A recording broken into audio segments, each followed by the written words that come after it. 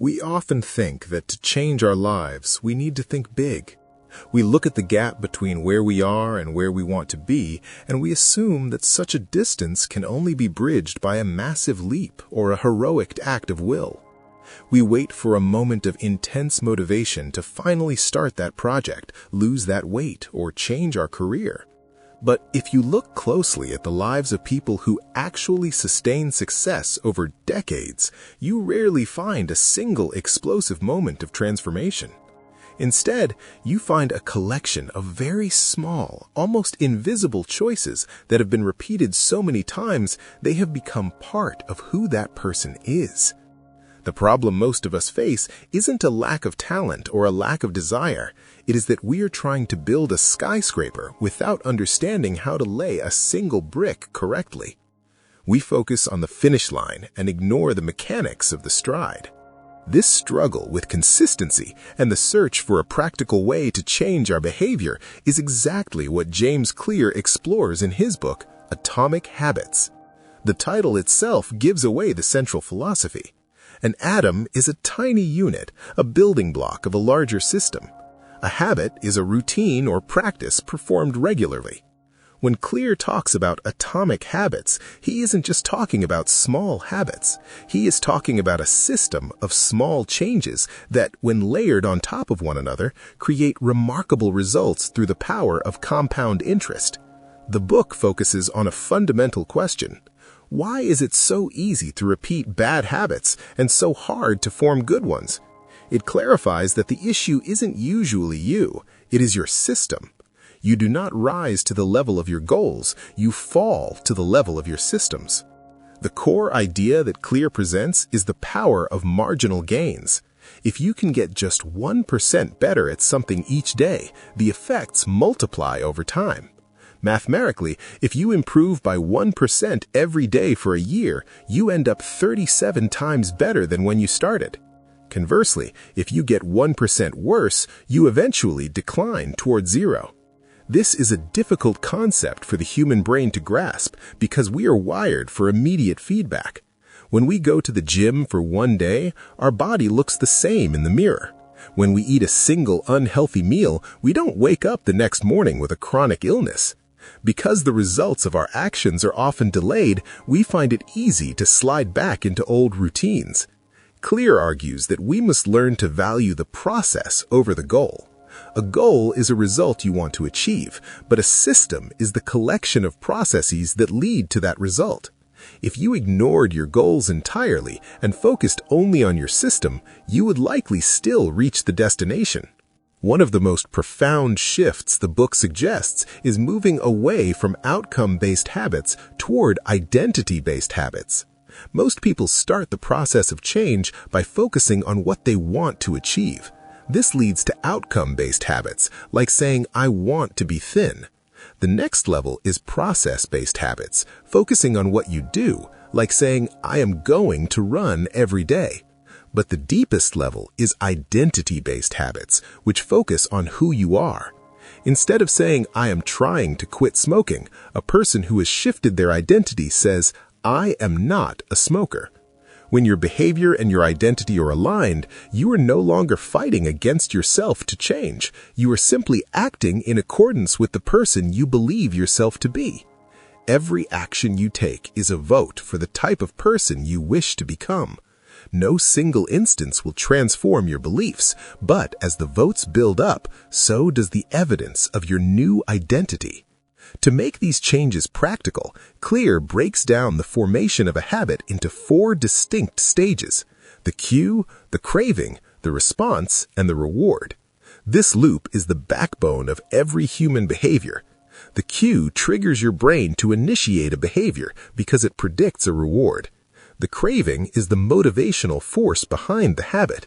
You don't crave the habit itself, you crave the change in state it provides. The response is the actual habit you perform, and the reward is the end goal of every habit. To build a good habit or break a bad one, you can manipulate these 4 stages using what Clear calls the 4 laws of behavior change. The first law is to make it obvious. Many of our habits are so automatic that we don't even notice them anymore. To change them, we first need to bring them into our conscious awareness. One way to do this is through a habit scorecard, where you list your daily actions and categorize them as positive, negative, or neutral. Once you're aware of your patterns, you can use implementation intentions. This is a simple plan where you state exactly when and where you will perform a habit. For example, I will meditate for 1 minute at 7 in the morning in my kitchen. Another powerful tool is habit stacking, where you pair a new habit with a current habit you already do every day. You might say, after I pour my morning cup of coffee, I will meditate for 1 minute. By tying the new behavior to an established cue, you make it much more likely to stick. The second law is to make it attractive. We are more likely to perform a behavior if we anticipate a reward. You can use temptation bundling to make a difficult habit more appealing by linking it with something you already enjoy. For instance, you might only allow yourself to listen to your favorite podcast while you're exercising. Additionally, our environment and the people around us play a massive role in what we find attractive. We tend to adopt the habits of the cultures we belong to. If you want to build better habits, it helps to join a group where your desired behavior is the normal behavior. When you see others doing what you want to do every day, it stops feeling like a chore and starts feeling like the social standard. The fourth law is to make it easy.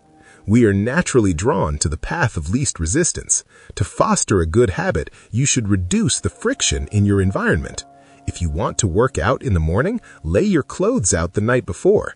If you want to eat healthier, chop up vegetables and put them in the front of the fridge. This is where the 2-minute rule comes in. When you start a new habit, it should take less than 2 minutes to do. The point is not the 2 minutes of work, but the act of showing up. You have to standardize before you can optimize. You can't improve a habit that doesn't exist. By making it incredibly easy to start, you overcome the initial resistance that stops most people before they even begin. The fourth law is to make it satisfying. This law deals with the reward. Our brains are evolved to prioritize immediate rewards over delayed ones. This is why bad habits are so hard to break. The immediate consequence of a bad habit is usually pleasant, while the long-term consequence is painful. With good habits, it's the opposite. The immediate experience is often difficult, but the long-term result is positive. To bridge this gap, you need to add a bit of immediate pleasure to habits that pay off in the long run. Something as simple as crossing a day off a calendar or using a habit tracker can provide a small burst of satisfaction that keeps you coming back the next day. While the framework provided in the book is highly effective, it is important to consider its limitations. The focus is heavily on individual agency and environmental design. While this is empowering, it may not fully account for systemic or biological factors that make habit formation significantly more difficult for some people than others. Chronic illness, extreme poverty, or certain neurological conditions can create barriers that a simple 2-minute rule cannot easily overcome. Furthermore, the idea of constant 1% improvement can lead to a mindset of perpetual optimization. There is a risk of becoming so focused on the mechanics of the system that one loses sight of the joy of just living. Not every moment of life needs to be a productive brick in the wall of a better identity. Another potential misinterpretation regards the role of goals. While Clear argues that systems are more important than goals, goals still serve a purpose in providing direction. Without a goal, a system can lead you very efficiently towards a destination you never actually wanted to reach. The key is to use the goal to set the compass and the system to make the progress. Another area where people might struggle is the plateau of latent potential. This is the period where you are doing the work but not yet seeing the results. Many people give up here, thinking their efforts are being wasted. In reality, the effort is being stored. It's like heating an ice cube. From 25 degrees to 31 degrees, nothing seems to happen, but at 32 degrees, the ice melts. The work you did earlier wasn't wasted, it was necessary to reach the tipping point. As we think about these concepts, it becomes clear that building better habits is not about willpower or perfection. It's about design and persistence. It's about understanding the human animal and working with our nature rather than against it. When we stop judging ourselves for our failures and start looking at our systems, we find a path forward that is actually sustainable. The small choices we make today might seem insignificant in the moment. Choosing to walk for 10 minutes, choosing to write one sentence, or choosing to put the phone away an hour before bed. But these are the atoms of our lives. They are the small units that over time aggregate into something much larger. The beauty of this approach is that it takes the pressure off. You don't have to be a completely different person tomorrow morning. You just have to be 1% better, or even just consistent with the person you were yesterday. We are the sum of our repetitions. By paying attention to the cues in our environment, making our desired actions easier to start, and finding small ways to enjoy the process, we change the trajectory of our lives. It isn't the big moments that define us, as much as the quiet, repetitive ones.